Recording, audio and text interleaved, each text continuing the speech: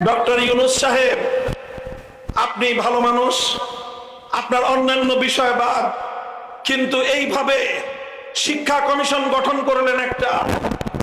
শিক্ষা কমিশনের ব্যাপারে আমরা কথা বলছি কয়েকদিন ধরে, আমাদের স্বাভাবিক কথাগুলো মনে হচ্ছে আপনাদের কান দিয়ে ঢুকছে না।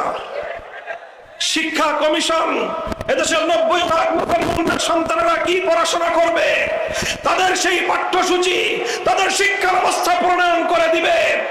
এই ধরনের কামরুল হাসান মামুন নামে এবং সামিনা লুৎফা নামে সমকামীদের প্রমোটকারী এই ধরনের কুলাঙ্গারদেরকে দিয়ে বাংলাদেশের শিক্ষা ব্যবস্থায় বাস্তবায়ন করার ষড়যন্ত্র হলে বাংলাদেশটায় আবার স্বপ্ন চত্বর হবে।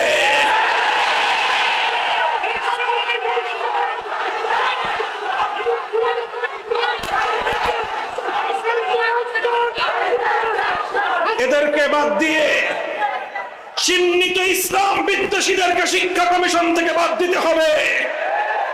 এদেশের পরিচিত ইসলামী শিক্ষাবিদদেরকে দিয়ে নতুন করে শিক্ষা কমিশন গঠন করতে হবে। ওই শিক্ষা কমিশন, বিতর্কিত শিক্ষা কমিশন এদেশের ইসলাম প্রিয় আলেম সমাজ মানে না, মানতে পারে না। এগুলো আমাদের গুরুত্বপূর্ণ এজেন্ডা। 1 নম্বর শিক্ষা কমিশন, আর একটা হলো মানবতা বিরোধী অপরাধের নামে, অপরাধের মধ্যে সংস্কারের নামে কোরআন বিরোধী, ইসলাম বিরোধী, ইসলামী সভ্যতা সংস্কৃতি বিরোধী, বাংলাদেশের হাজার বছরের ঐতিহ্য এবং চিন্তা চেতনা পরিপন্থী যেই সকল ধারাগুলো সংস্কার করে অন্তর্ভুক্ত করবার প্রস্তাবনা করা হয়েছে। ভালোয় ভালোয় বলতেছি, কথা শুনেন। যদি এগুলো অন্তর্ভুক্ত করাই হয় শেষ পর্যন্ত, যদি এগুলোকে বাদ না দেওয়া হয়, এদেশের আলেম সমাজ জীবন মরণের পরোয়া করবার সময় পাবে না। এদেশের ধর্মপ্রাণ মুসলমান যুদ্ধে ঝাঁপিয়ে পড়তে বাধ্য হবে। তার দায় দায়িত্ব ডক্টর ইউনূস সাহেব সম্পূর্ণ আপনাকে বহন করতে হবে। আপনি মনে করবেন না যে বিদেশি শক্তিগুলো আপনাকে সবকিছু করে দিবে। শেখ হাসিনার থেকে শিক্ষা গ্রহণ করেন।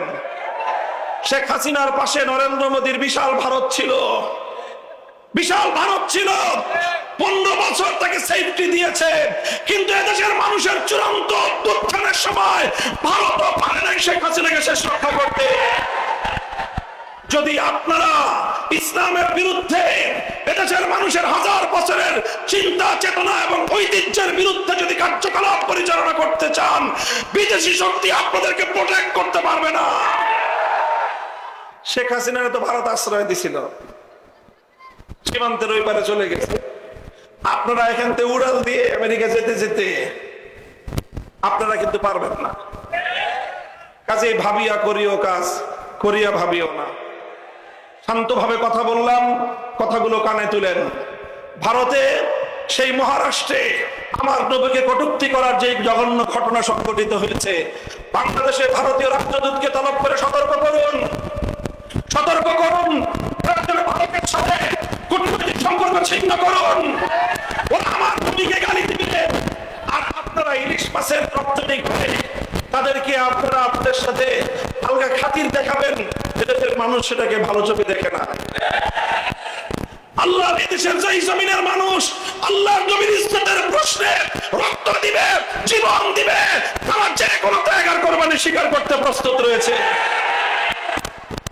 সর্বশেষ কথা, যদি আমরা সত্যিকার অর্থেই তার ভিত্তিক করতে চাই, বৈষম্যহীন সমাজ আল্লাহর জমিনে মানব রচিত তন্ত্রমন্ত্র দিয়ে সেটা সম্ভব হবে না। পূর্ণাঙ্গ ইনসাফ ভিত্তিক বৈষম্যহীন সমাজ গড়তে চাইলে এই জমিনে আল্লাহ প্রদত্ত রাজনৈতিক বন্দোবস্ত, খেলাফতের রাজনীতি বাস্তবায়ন করতে হবে। আমরা আল্লাহর প্রতিনিধি বাস্তবায়ন করে, আল্লাহর প্রতিনিধিত্ব বাস্তবায়ন করে খলিফার মাধ্যমে ইনশাআল্লাহ আবার নতুন দিনের ইসলামের ঝান্ডা উঠবে ইনশাআল্লাহ।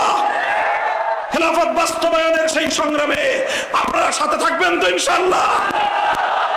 ইনশাআল্লাহ এই উপজেলায় উপজেলায়, প্রত্যেকটা পাড়ায় পাড়ায়, মহল্লায় মহল্লায় বাংলাদেশ খেলাফত মজলিস, যুব মজলিস সহ আমাদের সহযোগিতা করে তুলবেন ইনশাআল্লাহ। ইনশাআল্লাহ আমরা ঐক্যবদ্ধ থাকি, সংঘবদ্ধ থাকি, আমার কেউ ছিনিয়ে নিতে পারবে না। আল্লাহ আলামিন আমাদেরকে তৌফিক দান করুন। বিপুল প্রতি